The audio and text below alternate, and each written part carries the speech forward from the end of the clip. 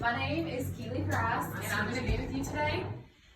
We are going to go over some pre-screening documents. That way you'll have information for the fitness assessments that are going to be taking place over the next couple of weeks. And then we're also going to get into your resting heart rate today. Okay. Also, if you want to go over and have a seat at the table, we are going to get started.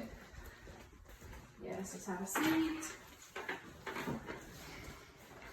And before we get started, I'm going to go ahead and get this timer going, because you have to be sitting still for 5 minutes before I can take any resting measurements. Awesome. Sounds good. So we're going to go ahead and start with the documents.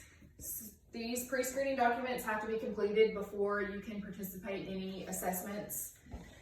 We have two major documents. We have the informed consent, and then we also have the PAR-Q. So I am going to hand you over the informed consent. Okay. And this document is just to give you all the information about the procedures and the different steps of the assessments. It will also have a section in there that talks about any implied risks or discomforts that may occur with you participating in this study, and it will also have some other information. Okay. So I have a copy for you to follow along with me, and I will also be reading. I'm going to list everything that is on this document. That way we're on the same page and we have the same information. Okay. All right, so informed consent. In order to assess cardiovascular function, body composition, and other physical fitness components, the undersigned hereby voluntarily consents to engage in one or more of the following tests: cardiovascular exercise test, body composition test, muscle fitness test, flexibility test, and balance test. An explanation of the project.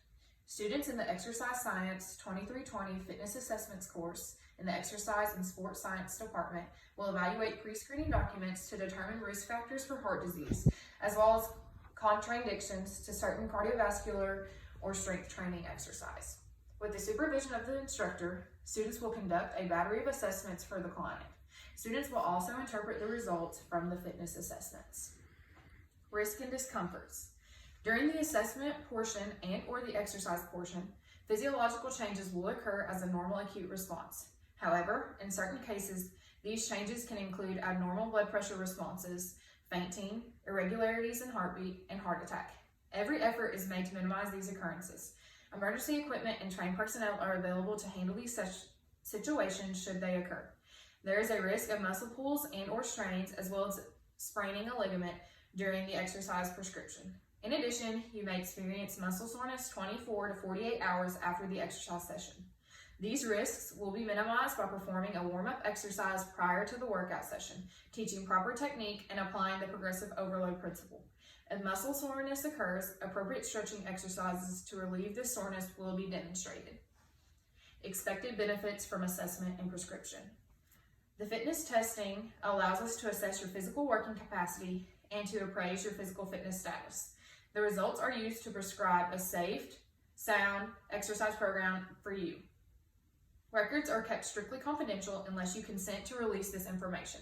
Benefits for the students are immeasurable. They will be able to take the knowledge gained in the prerequisite courses, plus the knowledge gained during this course to apply the knowledge to you. Your feedback is vital for their growth. So let's flip to the back side and start with inquiries. Questions about the procedures used in the fitness testing period are encouraged, as well as the prescription phase of this project. If you have any questions or need additional information, please do not hesitate to ask your trainer, the student, or to direct comment and or questions to the instructor of record. Photo and videotape release. I understand that photos and or video may be taken during my session strictly for educational purposes and will only be viewed by the student assigned to me and the instructor of record. I understand that I may also request these photos or videotapes at the end of the course. If my video is chosen to be used for educational purposes to the class, my permission will be obtained prior to the class session. Freedom of consent and waiver of release. Your permission to participate in these fitness tests is strictly voluntary. You are free to stop at the assessment and or prescription at any point if you so desire. For myself and all of my heirs, personal representatives, successors, and assigns, or any other persons claiming by or through me, I do hereby waive, release, and relinquish any and all claims, demands, causes of action, liabilities, costs or expenses, including but not limited to attorney's fees. All of the foregoing being referred to collectively as claims against UCA, the Exercise and Sports Science Department, the instructor of record and or students enrolled in Exercise Science 2320, which are associated with or arise out of or in any manner are related to my participation with the Exercise Science 2320 course during the spring 2020 semester. And this is the last section finishing up the informed consent, and it's the miscellaneous section. A photocopy of this document shall be deemed to be an original. Before I signed this document, I was given the opportunity to read it. I have signed this document freely and voluntarily on the date set forth below. I certify that I am at least 18 years of age. I have read this form carefully, and I fully understand the procedures that I will perform and the risk and discomforts that may be involved. Knowing the risks and having had the opportunity to ask questions, I consent to participate in the above described activities and release the students and the instructor of record from liability. Okay, so do you have any questions? No, I do not. Okay, so if you agree to all the information that is relayed to you and are still willing to participate in the fitness assessments, can I have you sign on this line and write today's date on this line, please?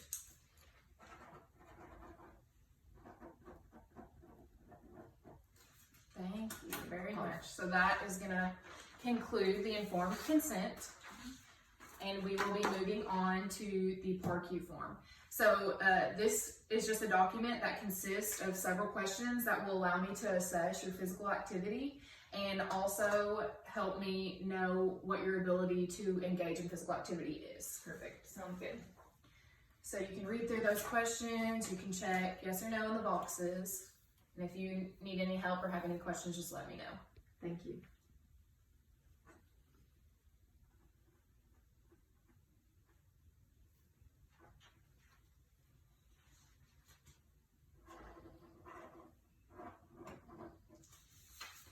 Perfect. Thank you so much. Okay, so we have been sitting here for a little over 6 minutes. So that means we are good to go for resting heart rate. So that is the only resting measurement that I'm going to be recording on you today. And the reason why it's important for me to know this resting heart rate is it allows me to see or be aware of any abnormalities you may have in your heart rate. It's also a good indicator of how well your heart is actually functioning. And that's really important since we're going to be partaking in some exercises that will increase your heart rate. That's great. So the three main sites that people can assess heart rate is at the radial artery, the brachial artery, and the carotid artery. So today I'm going to be palpating, which just means feeling for your pulse at your radial artery. So yes, you can go ahead and rest your arm with your palm facing up in a supine position. So I'm going to palpate at your radial artery using my index finger and my middle finger, because we want to use these because everybody has a pulse in their thumb. So if we were to use that, it may give us inaccurate readings. Makes sense. So I'm going to count that for 60 seconds. So it may get a little quiet while I'm doing that, but afterwards we'll conclude our session. Sounds great. So let me feel for it. Perfect, I got it. So I'm going to start the timer now.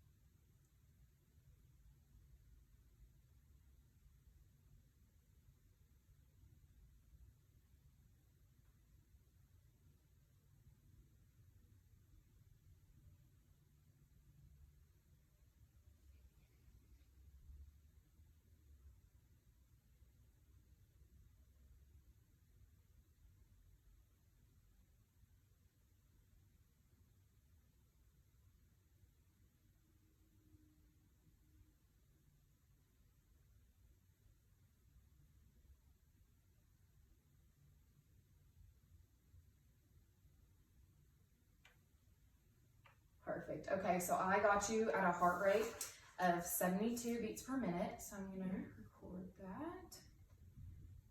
And just so you know what that means, so the normal heart range is from 60 to 100 beats per minute. That's considered the normal range.